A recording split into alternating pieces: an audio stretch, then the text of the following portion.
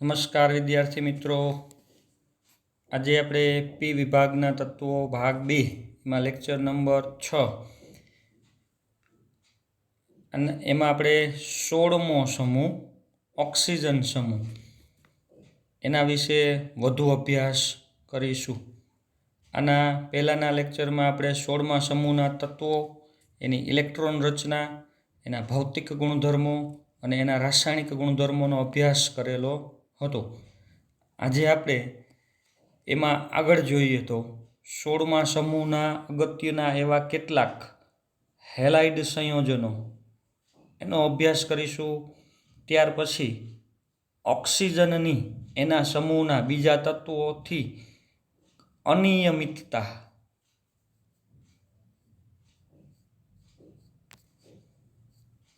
એનો અભ્યાસ કરીશું અને ત્રીજું ઓક્સિજન વાયુ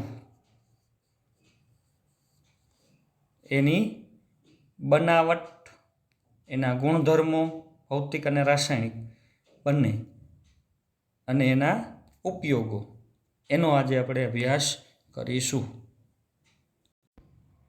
ચાલો તો સૌપ્રથમ જોઈએ આપણે સમૂહ 16ના તત્વોના અગત્યના એવા હેલાઇડ સંયોજનો। એમાં પ્રથમ લઈએ આપણે એના ટેટ્રા ફ્લોરાઇડ સંયોજનો। ચાલો તો ટેટ્રા ફ્લોરાઇડ સંયોજનો એટલે 4 ફ્લોરિન ફ્લોરાઇડ સ્વરૂપે જોડાયેલ હોય। તો સૌથી પહેલાં એની સ્થિતિ ઓક્સિજન છે એ ટેટ્રા ફ્લોરાઇડ બનાવતું નથી, પણ સલ્ફર, સેલેનિયમ અને ટેલુરિયમ એ 3 છે SF4, SeF4 અને TeF4 એવા ટેટ્રા ફ્લોરાઇડ બનાવે છે। એમાં સ્થિતિ જોઈએ તો SF4 વાયુ અવસ્થામાં, SeF4 પ્રવાહી અવસ્થામાં અને TeF4 છે ઘન અવસ્થામાં। જેમ પરમાણુ ક્રમાંક વધતો જાય સલ્ફર, સેલેનિયમ, ટેલુરિયમ તરફ આણ્વીય દળ વધતું જાય એમ વાયુ, પ્રવાહી અને ઘન અવસ્થા છે એ પ્રાપ્ત થતી જાય છે। ચાલો એના પછી બીજું છે સંકરણ। તો કેવું સંકરણ છે એ જોવા મળે એ આપણે જોઈએ। તો સંકરણ કેવું છે? sp3d સંકરણ, બરાબર। સલ્ફર, સેલેનિયમ અથવા ટેલુરિયમ એમાં જે 16મા સમૂહનું તત્વ છે એનું સંકરણ થશે sp3d। અહીં એક ઉદાહરણ લીધેલું છે SF4, એનું બંધારણ દર્શાવેલું છે અને એનું સંકરણ પણ દર્શાવેલું છે। સલ્ફર મધ્યવર્તી પરમાણુ કોણ છે? સલ્ફર 16 નંબરનું તત્વ, એટલે એની સંયોજકતા કક્ષામાં 6 ઇલેક્ટ્રોન હોય। 6માંથી 4 ઇલેક્ટ્રોન ફ્લોરિન સાથે ભાગીદારીમાં આવશે। 1, 2, 3 અને 4। હજી 2 ઇલેક્ટ્રોન સલ્ફર પાસે બાકી રહ્યા, કારણ કે સલ્ફર 16 નંબરનું તત્વ એટલે 6 સંયોજકતા કક્ષામાં ઇલેક્ટ્રોન હોય। તો 4 તો ફ્લોરિન સાથે બંધમાં આવી ગયા, બાકીના 2 છે એ અહીં અબંધકારક ઇલેક્ટ્રોન યુગ્મ સ્વરૂપે અસ્તિત્વ ધરાવે છે। અબંધકારક ઇલેક્ટ્રોન યુગ્મ આવેલું હોય છે, બરાબર છે। હવે એ અબંધકારક ઇલેક્ટ્રોન યુગ્મ ક્યાં આવેલું છે? તો નિરક્ષીય સ્થાને આવેલું છે। અબંધકારક ઇલેક્ટ્રોન યુગ્મ નિરક્ષીય સ્થાને આવેલું છે, અક્ષીય સ્થાન નથી એવું સ્થાન। જો આ અક્ષીય સ્થાન કહેવાય, કારણ કે બંને એક અક્ષમાં આવી ગયા, જ્યારે આ છે આ ત્રણેય નિરક્ષીય સ્થાન કહેવાય। એમાં અબંધકારક ઇલેક્ટ્રોન યુગ્મ કઈ જગ્યાએ છે? તો નિરક્ષીય સ્થાને આવેલું છે। તો આવી રીતનું એ સલ્ફર છે મધ્યવર્તી પરમાણુ, એનું સંકરણ કયું? તો sp3d સંકરણ ધરાવે છે। આકારને કેવો આકાર કહેશું? તો ત્રિકોણીય દ્વિપિરામિડલ આકાર પણ કહેવાય, કારણ કે આ 3 છે 1, 2 અને 3 એ ત્રિકોણ સ્વરૂપમાં આવેલા છે। એક સલ્ફર અહીં ઉપર છે, એક સલ્ફર અહીં નીચે આવેલું છે, બરાબર. ઉપરનાને આ ત્રણેય સાથે આમ જોડી દઈએ તો એક ત્રિકોણ રચાય. એવી રીતે નીચેનાને ત્રણેય સાથે આમ જોડી દેવામાં આવે તો બીજો ત્રિકોણ રચાય. એટલે એને આપણે કેવું કહેશું? ત્રિકોણીય દ્વિપિરામિડલ આકાર. એને ક્ષીસો અથવા ચીંસવો પ્રકારનો આકાર પણ કહેવામાં આવે છે. તો બે જ મુદ્દા અહીં યાદ રાખવાના છે. એક તો એની સ્થિતિ, બરાબર. સ્થિતિ કેવી છે? તો વાયુ, પ્રવાહી અને ઘન. અને બીજું સંકરણ, તો sp3d સંકરણ. કેટલી કક્ષકો ભાગ લેશે? 5 કક્ષકો. 1, 2, 3, 4 અને પાંચમી કક્ષક છે એ અબંધકારક ઇલેક્ટ્રોન યુગ્મના સ્વરૂપમાં છે. ત્રિકોણીય દ્વિપિરામિડલ આકાર અથવા તો ચીંસવો, સીસો પ્રકારનો આકાર ધરાવે છે. ચાલો આના પછી આપણે બીજું લઈએ, ડાયહેલાઇડ સંયોજન. તો બીજું છે ડાયહેલાઇડ સંયોજન. ટેટ્રાહેલાઇડમાં જેમ ઓક્સિજનના ટેટ્રાહેલાઇડ બનતા નથી, એવી જ રીતે ઓક્સિજન સિવાયના બાકીના બધા છે એ ડાયહેલાઇડ બનાવે છે. અહીં રજૂ કરેલા છે થોડાક ક્લોરાઇડ અને બ્રોમાઇડ. દાખલા તરીકે આ સલ્ફર ડાયક્લોરાઇડ, સેલિનિયમ ડાયક્લોરાઇડ, ટેલુરિયમ ડાયક્લોરાઇડ. એવી જ રીતે બ્રોમાઇડ જોઈએ તો સલ્ફર ડાયબ્રોમાઇડ, સેલિનિયમ ડાયબ્રોમાઇડ, ટેલુરિયમ ડાયબ્રોમાઇડ. આવા ક્લોરાઇડ અને બ્રોમાઇડ સંયોજન બને છે. સંકરણ, તો સંકરણ કયું છે? sp3 સંકરણ. કેટલી કક્ષકો ભાગ લે છે? તો 4 કક્ષકો. દાખલા તરીકે સલ્ફર ડાયક્લોરાઇડ, આનું બંધારણ છે એ જોવું હોય તો કેવું થશે? તો સમચતુષ્ફલકીય બંધારણ. કઈ રીતે થશે એ આપણે જોઈએ. તો આ સલ્ફર, એની સાથે એક ક્લોરીન જોડાયેલો છે, આ બીજો ક્લોરીન જોડાયેલો છે. 2 ક્લોરીન થઈ ગયા HCl2. 2 સલ્ફરના ઇલેક્ટ્રોન રોકાણા, 1 અને 2. હજી સલ્ફર પાસે 4 ઇલેક્ટ્રોન હોય તો 4 ઇલેક્ટ્રોન છે એમાં એક અબંધકારક ઇલેક્ટ્રોન યુગ્મ આવેલું છે અહીંયા, અને એક અબંધકારક ઇલેક્ટ્રોન યુગ્મ આમ આવેલું છે. તો ટોટલ કેટલી કક્ષકો થઈ? 4 કક્ષકો બંધમાં ભાગ લે છે. તો આ રીતે પણ દર્શાવી શકાય, બરાબર. 2 બંધકારક ઇલેક્ટ્રોન યુગ્મ હોય, 2 અબંધકારક ઇલેક્ટ્રોન યુગ્મ. ટોટલ કેટલી કક્ષકો થઈ? તો 4. 1 s અને 3 p કક્ષકો. એટલે સંકરણ થયું એનું sp3, આકાર થયો સમચતુષ્ફલકીય બંધારણ. ચાલો એના પછી આપણે જોઈએ હવે મોનોહેલાઇડ. સમૂહ 16ના કેટલાક મોનોહેલાઇડ સંયોજનો. મોનોહેલાઇડ સંયોજનો, એની વિશેષતા છે કે આ મોનોહેલાઇડ સંયોજનો હંમેશા દ્વિઆણવીય સ્વરૂપે અસ્તિત્વ ધરાવે છે. દ્વિઆણવીય સ્વરૂપે અસ્તિત્વ ધરાવે છે. દ્વિઆણવીય એટલે દાખલા તરીકે આ S2F2 છે એ દ્વિઆણવીય છે. SF સલ્ફર અને ફ્લોરિન એ એક આણવીય છે. SF પણ એવા 2 SF ભેગા કરો, 2 અણુ ભેગા, એટલે શું થઈ જશે? S2F2. તો હંમેશા આવી રીતે દ્વિઆણવીય સ્વરૂપે અસ્તિત્વ ધરાવે છે. S2F2, Se2, S2Cl2, S2Br2. તો આ સલ્ફરના બધા દ્વિઆણવીય અણુઓ લખ્યા.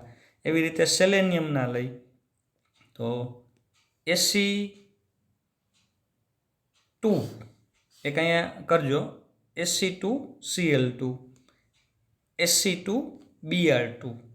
બરાબર. અહીં રજૂ કરેલું નથી, તમે લખજો Se2Cl2, Se2Br2 એવી રીતે. તો બધા હંમેશા દ્વિઆણવીય સ્વરૂપે છે એ અસ્તિત્વ ધરાવે છે. તો પેલી એક ખાસિયત આપણે જોઈ. કઈ ખાસિયત? તો મોનોહેલાઇડ છે એ બધા દ્વિઆણવીય સ્વરૂપે હોય છે. બીજું, મોનોહેલાઇડ છે એના જે દ્વિઆણવીય એ વિષમીકરણની પ્રક્રિયા દર્શાવે છે.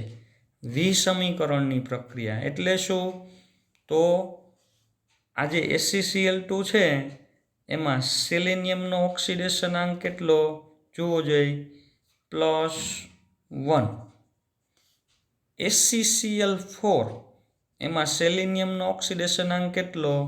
+4. તો ઓક્સિડેશન આંકમાં વધારો થયો, +1 +4 થયો. અને 3 સેલેનિયમ બન્યા, એમાં ઓક્સિડેશન આંક કેટલો? તો 0. તો હવે જુઓ કે અહીં ઓક્સિડેશન આંક છે એમાં વધારો પણ થાય છે અને ઓક્સિડેશન આંકમાં ઘટાડો પણ થાય છે. તો કોઈ એક જ અણુ,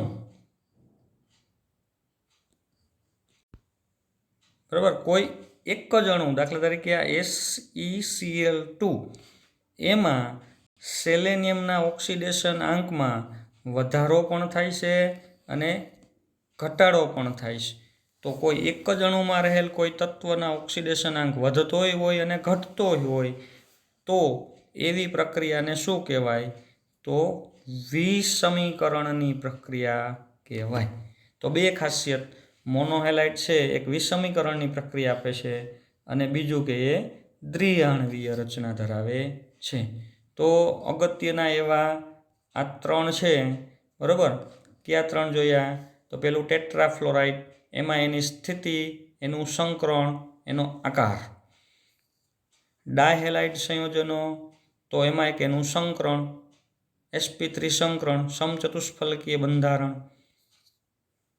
મોનોહેલાઇડ સંયોજનો તો બે ખાસિયત, દ્વિઆણવીય સ્વરૂપે અસ્તિત્વ ધરાવે અને વિષમીકરણની પ્રક્રિયા આપે છે, બરાબર. ચાલો, એના પછી હવે આપણે ખૂબ જ અગત્યનો એવો પ્રશ્ન છે, ઓક્સિજનની અનિયમિત વર્તણૂક. ઓક્સિજન એના સમૂહના બાકીના તત્વોથી selenium, sulphur, selenium, tellurium, polonium એની સાપેક્ષે એના કરતાં ઓક્સિજન કઈ અલગ ગુણધર્મ દર્શાવે છે, અનિયમિતતા દર્શાવે છે, એ અહીં રજૂ કરેલી છે. ચાલો, પહેલી અનિયમિતતા જોઈએ તો ઓક્સિજન છે કયા સ્વરૂપે અસ્તિત્વ ધરાવે છે? તો દ્વિપરમાણવીય વાયુ સ્વરૂપ અણુ હોય છે. દ્વિપરમાણવીય એટલે બે પરમાણુઓ ડબલ બોન્ડથી જોડાઈને O2 અણુ બનાવે છે, O2 છે. પણ સામે સલ્ફર સેલેનિયમ જોઈ, દાખલા તરીકે સલ્ફર, તો સલ્ફર છે એ ઘણા બધા પરમાણુઓ જોડાય છે, 6, 8, અહીં એક મેં રજૂ કરેલું છે 8. તો S8 એટલે કે કેવી રચના થઈ? બહુપરમાણવીય ઘન સ્વરૂપમાં અસ્તિત્વ ધરાવે છે, બરાબર. ઓક્સિજન છે એ દ્વિપરમાણવીય, સલ્ફર છે એ બહુપરમાણવીય. એ સિવાય હજી જોઈએ તો ઓક્સિજન છે એ દ્વિપરમાણવીય વાયુ સ્વરૂપે અસ્તિત્વ ધરાવે છે, જ્યારે બાકીના છે એ બહુપરમાણવીય ઘન અવસ્થામાં અસ્તિત્વ ધરાવે છે. ચાલો, એના પછીની બીજી અનિયમિતતા જોઈ તો ઓક્સિજન છે એ સંપૂર્ણ અધાતુ તત્વ છે, જ્યારે બાકીના સલ્ફર, સેલેનિયમ, ટેલુરિયમ, પોલોનિયમ તરફ જતા જાય એમ ધીમે ધીમે ધીમે એનો ધાત્વીય ગુણધર્મ વધતો જાય છે. ત્રીજી અનિયમિતતા જોઈએ તો ત્રીજી અનિયમિતતા શું છે? ઓક્સિજન પાસે ડી કક્ષકો નથી, એટલે સંકરણ માટે કક્ષકો પ્રાપ્ય ન બનતી હોય, વધુ બંધ બનાવી શકે નહીં. ઓક્સિજન નીચી ઓક્સિડેશન અવસ્થા ધરાવે છે. આપણે ઓક્સિડેશન અવસ્થા આગળ જોઈ હતી. ઓક્સિજનની ઓક્સિડેશન અવસ્થા -2 થી +2 સુધીની હોય. -2, -1, -0.5, +1, +2, પ્લસ ક્યારે હોય? ખાલી ફ્લોરિન સાથે. જ્યારે બાકીનામાં ડી કક્ષકો છે, સલ્ફર, સેલેનિયમ, ટેલુરિયમ, તો જરૂર મુજબ એમાં સંકરણ થઈ શકે, જરૂર મુજબ બંધનો બનાવી શકે, તો ઊંચી ઓક્સિડેશન અવસ્થા ધરાવે છે. સલ્ફર ને સેલેનિયમ ને ટેલુરિયમ આપણે જોયું હતું -2થી લઈને +6 સુધીની ઓક્સિડેશન અવસ્થાઓ છે એ ધરાવે છે. તો આ ખૂબ એક અગત્યની એવી અનિયમિત લાક્ષણિકતા કહેવાય કે ભાઈ ઓક્સિજન છે એ નીચી ઓક્સિડેશન અવસ્થા ધરાવે છે. બરાબર, નીચી ઓક્સિડેશન અવસ્થા ધરાવે છે, જ્યારે બાકીના છે એ ઊંચી ઓક્સિડેશન અવસ્થા દર્શાવી શકે છે. ચોથી અનિયમિત લાક્ષણિકતા જોઈએ તો ઓક્સિજનની વિદ્યુત ઋણતા વધારે છે. H2O એમાં ઓક્સિજનની વિદ્યુત ઋણતા વધારે હોવાથી બંધ ધ્રુવીય બને, હાઇડ્રોજન બંધ આંતરાણવીય હાઇડ્રોજન બંધ છે એ પ્રબળ બને, અને એને કારણે એકબીજાના અણુઓ પ્રબળ રીતે હાઇડ્રોજન બંધથી જોડાતા હોય. H2O છે એ પ્રવાહી અવસ્થામાં અસ્તિત્વ ધરાવે છે. એનું કારણ ઓક્સિજનની પ્રબળ વિદ્યુત ઋણતા છે, જેને કારણે પ્રબળ હાઇડ્રોજન બંધની રચના થઈ શકે.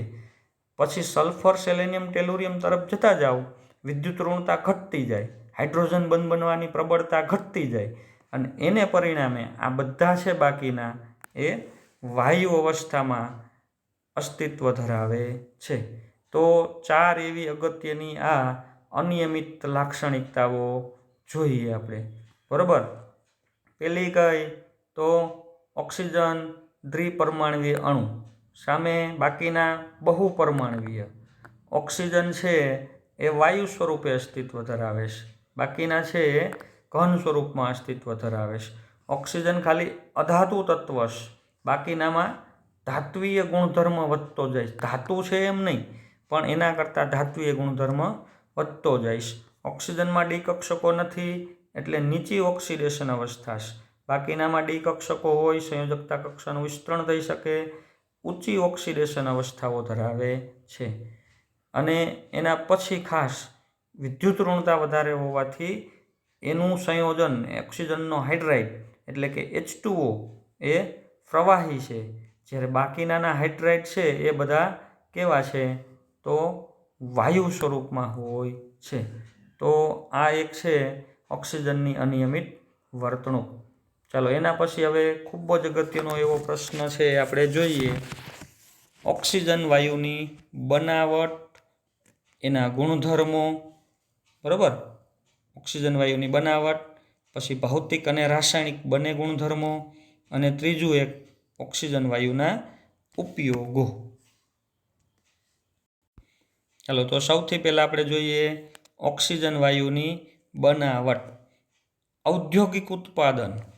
ઓક્સિજન વાયુ છે એનું ઔદ્યોગિક ઉત્પાદન કરવું હોય તો હવાનું પ્રવાહીકરણ. આના પહેલાં પણ આપણે નાઇટ્રોજન વાયુ N2 વાયુની બનાવટ જોઈ હતી. તો એમાં પણ આપણે ભણ્યા હતા કે ભાઈ નાઇટ્રોજન વાયુનું ઔદ્યોગિક ઉત્પાદન કરવું હોય તો હવાનું પ્રવાહીકરણ.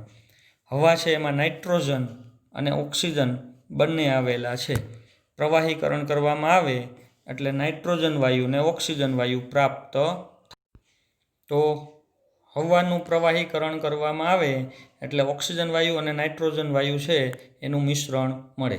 એને બેને છૂટા પાડવા હોય તો કઈ રીતે, તો એના ઉત્કલન બિંદુ એ પણ આપણે જોયા હતા.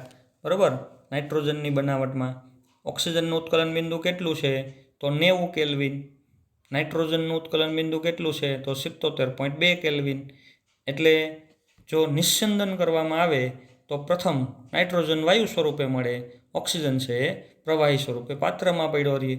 તો આ રીતે હવાનું પ્રવાહીકરણ કરીને પછી એનું નિસ્યંદન કરવામાં આવે એટલે ઓક્સિજન અને નાઇટ્રોજન વાયુ છે એ અલગ અલગ સ્વરૂપમાં મળે. હવે ઔદ્યોગિક ઉત્પાદનની વાત તો કરી રહી આપણે, પણ પ્રયોગશાળામાં આપણે ઓક્સિજન વાયુ છે એ ટેસ્ટ માટે બનાવવો હોય તો કઈ રીતે ઉત્પન્ન થઈ શકે, તો એના માટે ઉષ્મીય વિઘટન એટલે ઉપરના જે પદાર્થો આપેલા છે એને કસનળીમાં લઈ અને ખૂબ ગરમ કરવામાં આવે તો એમાંથી ઓક્સિજન વાયુ છે એ મુક્ત થતો દેખાય.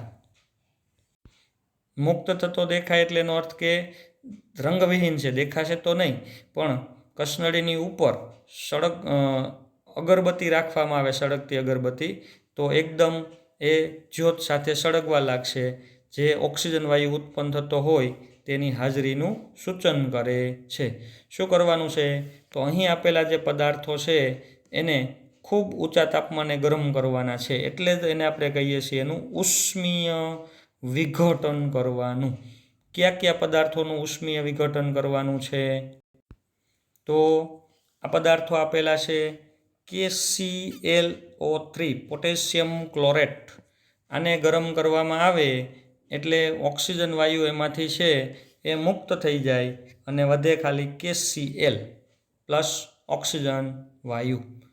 પોટેશિયમ નાઇટ્રેટ, એને ગરમ કરવામાં આવે એટલે એમાંથી નાઇટ્રેટનું રૂપાંતર શેમાં થશે? તો નાઇટ્રાઇટ, પોટેશિયમ નાઇટ્રાઇટ, ઓક્સિજન વાયુ મુક્ત થશે. KMnO4, એમાંથી બનશે K2MnO4 plus MnO2 plus oxygen, આ મુક્ત થશે. સિલ્વર ઓક્સાઇડ, એમાંથી સિલ્વર ધાતુ છે એ છૂટી પડશે, ઓક્સિજન વાયુ મુક્ત થશે. Pb3O4, એમાંથી લેડ ઓક્સાઇડ બને PbO, બાકીનો ઓક્સિજન વાયુ મુક્ત થઈ જાય. PbO બને આમાંથી, બાકીનો ઓક્સિજન વાયુ મુક્ત થાય. આમાંથી મર્ક્યુરી મુક્ત થશે, ઓક્સિજન વાયુ છે એ છૂટો પડી જશે. તો આ રીતે સંયુક્ત રીતે જોઈએ તો આપણે એને શું કહીશું? ઉષ્મીય વિઘટન થયું કહેવાય.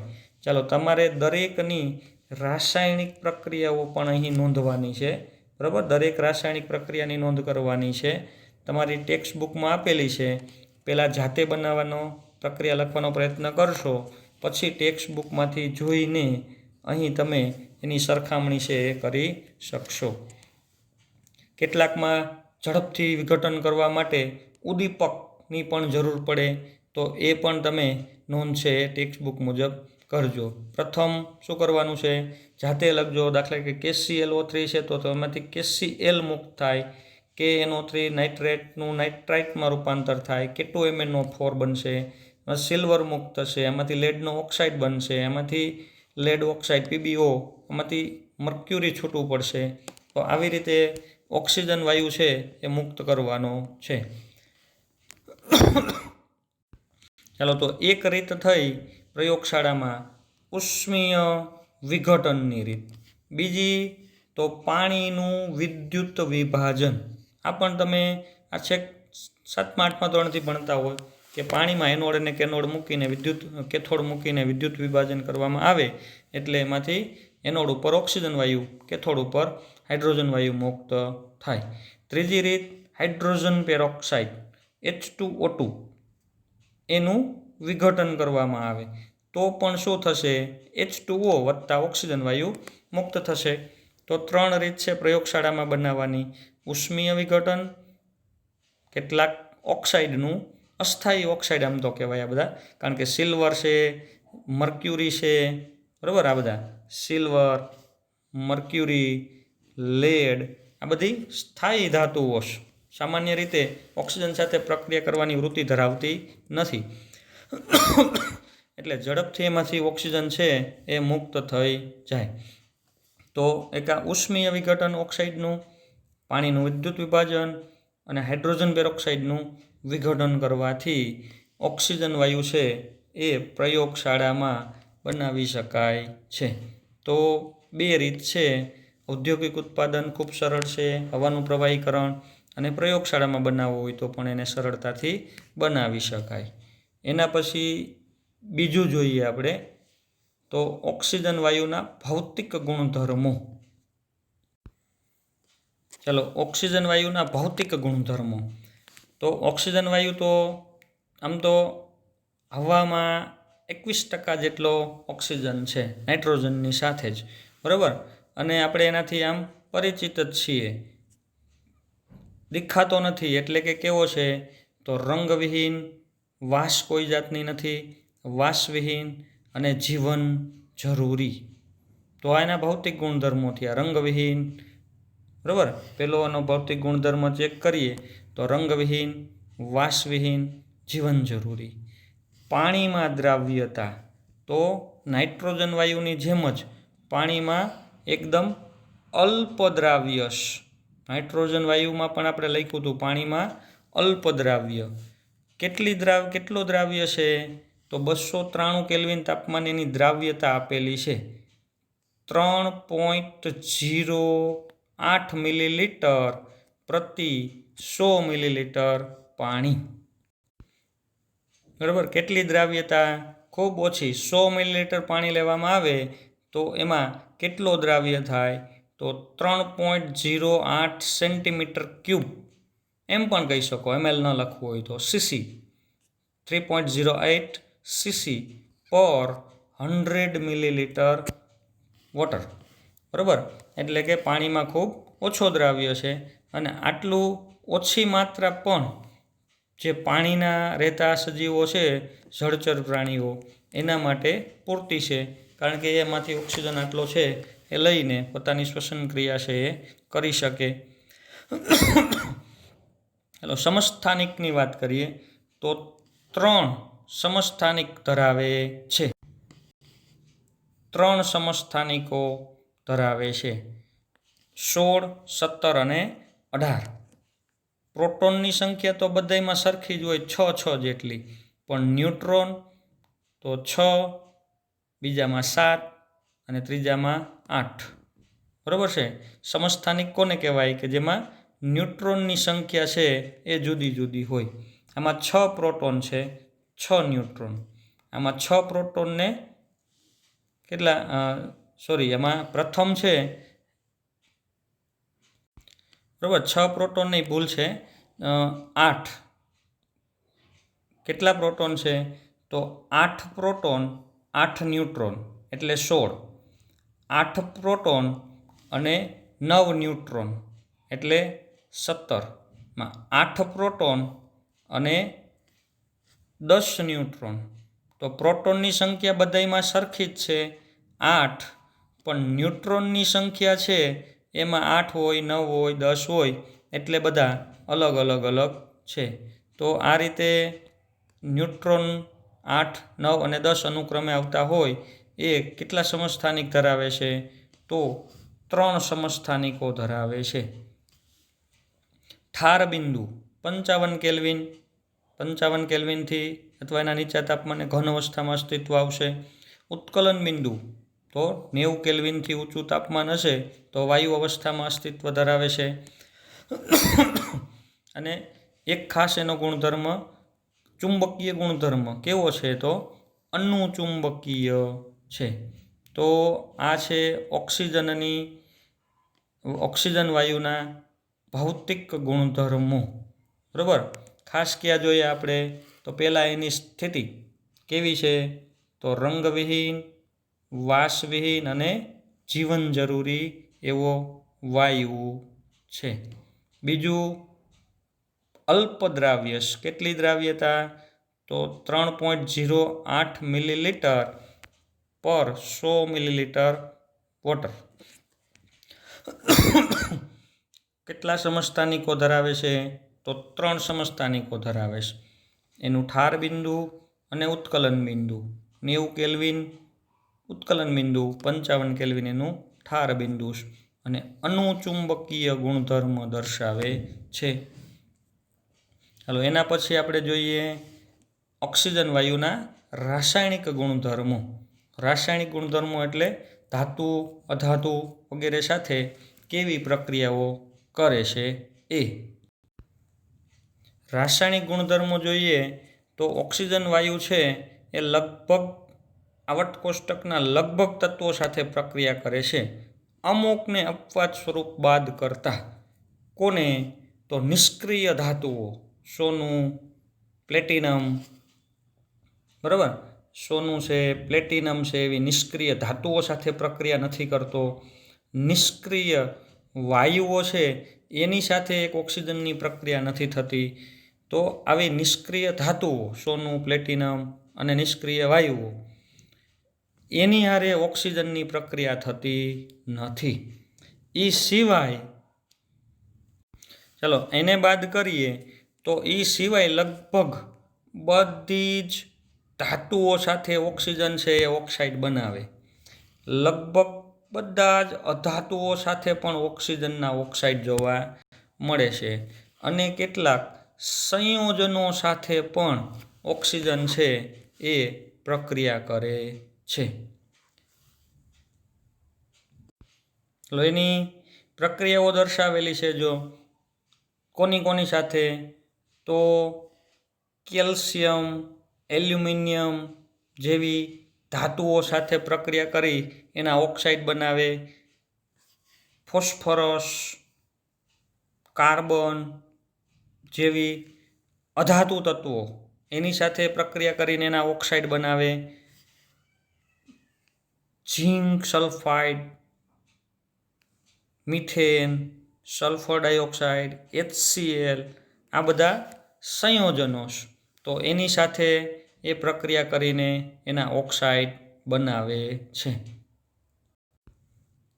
તો હમણાં આપણે વાત કરી એમ ઓક્સિજન છે એ સોનું, પ્લેટિનમ નિષ્ક્રિય વાયુઓ સાથે પ્રક્રિયા નથી કરતો, પણ એ સિવાય ધાતુઓ જેવી કે કેલ્શિયમ અને એલ્યુમિનિયમ એવી ધાતુઓ સાથે પ્રક્રિયા કરે છે. અધાતુઓ તો ફોસ્ફરસ, કાર્બન જેવી અધાતુઓ સાથે પ્રક્રિયા કરે છે. અને કેટલાક સંયોજનો જેવા કે ZNS, મિથેન, SO2, HCl વગેરે સાથે પણ પ્રક્રિયા કરે છે. હવે અહીં આ ધાતુ, અધાતુ, સંયોજનો વગેરેની ઓક્સિજન સાથેની પ્રક્રિયાઓ છે એ તમારે પૂર્ણ કરવાની છે. કેલ્શિયમ સાથે પ્રક્રિયા કરે તો શું બને? કેલ્શિયમનો ઓક્સાઇડ CaO બેલેન્સ કરજો. પછી એલ્યુમિનિયમ સાથે પ્રક્રિયા કરે તો એલ્યુમિનિયમનો ઓક્સાઇડ Al2O3 બને. ફોસ્ફરસ સાથે પ્રક્રિયા કરે તો ફોસ્ફરસ પેન્ટોક્સાઇડ P4O10 બનશે. કાર્બન સાથે પ્રક્રિયા કરે તો આમ તો ઓક્સિજન સાથેની પ્રક્રિયા એટલે આ બધી દહન પ્રક્રિયાઓ કહેવાય. કાર્બન સાનું દહન કરીએ તો કાર્બન ડાયોક્સાઇડ CO2 વાયુ મુક્ત થશે. ZNS ઝીંક સલ્ફાઇડ સાથે ઓક્સિજનની પ્રક્રિયા કરાવીએ તો ઝીંક સલ્ફાઇડ, ઝીંક હારે કોણ જોડાયેલું છે? તો સલ્ફર. સલ્ફર કરતાં ઓક્સિજનની વિદ્યુત ઋણતા વધારે છે, એટલે સલ્ફરને દૂર કરીને પોતે જોડાશે, સલ્ફરને ત્યાંથી મુક્ત કરશે. તો શું થશે? ZNO પ્લસ સલ્ફર મુક્ત થશે. વધુ પ્રક્રિયા થાય તો એનું પણ SO2માં રૂપાંતર થાય, પણ એમ દર્શાવી શકીએ ZNO plus sulphur. Methane, methane સાથે પ્રક્રિયા એટલે કે એનું દહન કરીએ તો CO2 plus H2O. SO2 sulphur ડાયોક્સાઇડનું વધુ ઓક્સિડેશન કરીએ V2O5 ઉદ્દીપકની હાજરીમાં, વેનેડિયમ પેન્ટોક્સાઇડની હાજરીમાં, તો સલ્ફર ટ્રાયોક્સાઇડ થાય SO3. HCl એમાં ZNSની જેમ જ ક્લોરિન કરતાં ઓક્સિજન છે એ વધુ પ્રબળ વિદ્યુત ઋણતા ધરાવે છે, એટલે H2O બનાવશે અને ક્લોરિનને મુક્ત કરશે, હાઇડ્રોજન સાથે પોતે જોડાશે. તો આ રીતે અહીં તમારે છે અહીં એ જે કાંઈ નિપજો બનતી હોય એ નોંધ કરવાની છે. જાતે પહેલાં લખજો અને પછી એને બેલેન્સ કરીને ટેક્સ્ટબુકમાં આપેલી છે એની સાથે તમે સરખાવી લેશો. તો આ થયું ઓક્સિજન વાયુના રાસાયણિક ગુણ.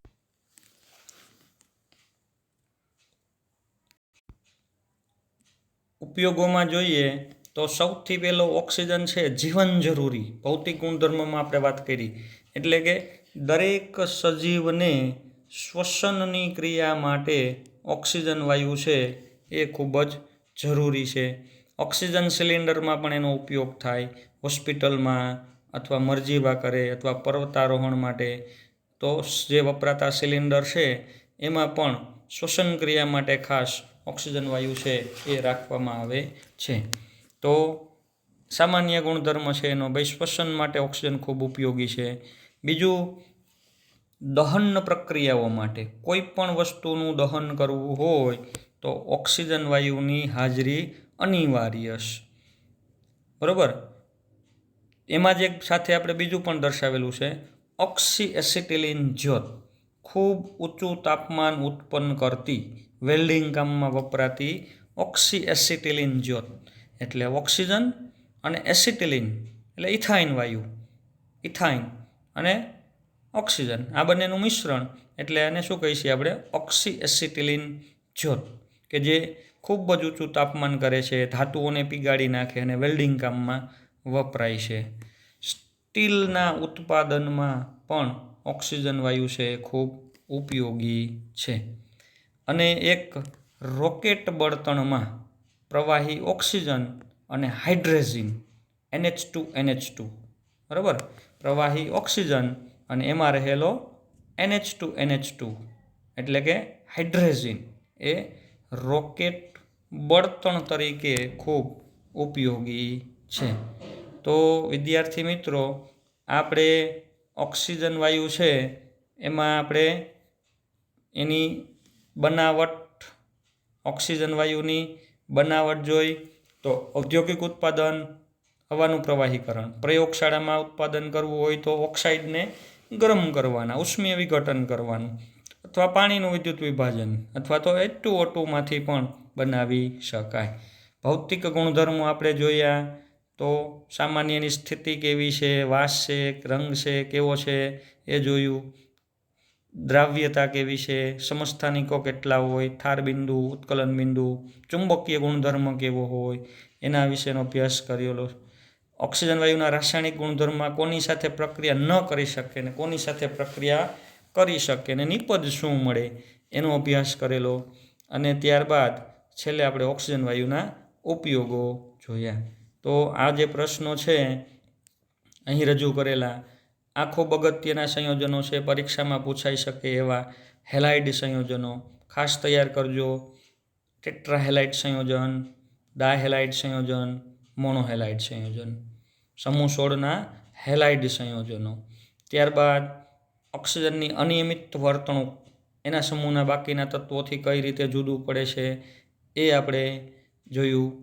અને ઓક્સિજન વાયુની બનાવટ, ગુણધર્મો અને ઉપયોગો. ચાલો તો 16મા સમૂહમાં હવે આપણે સલ્ફ્યુરિક એસિડ, એના ભૌતિક ગુણધર્મો માત્ર આપણા કોર્સમાં રાખેલા છે, અને સલ્ફરના કેટલાક ઓક્સો એસિડ એ આપણે આના પછીના લેક્ચરમાં અભ્યાસ કરીશું. એટલે આપણો 16મો સમૂહ છે એ પૂર્ણ થઈ જશે.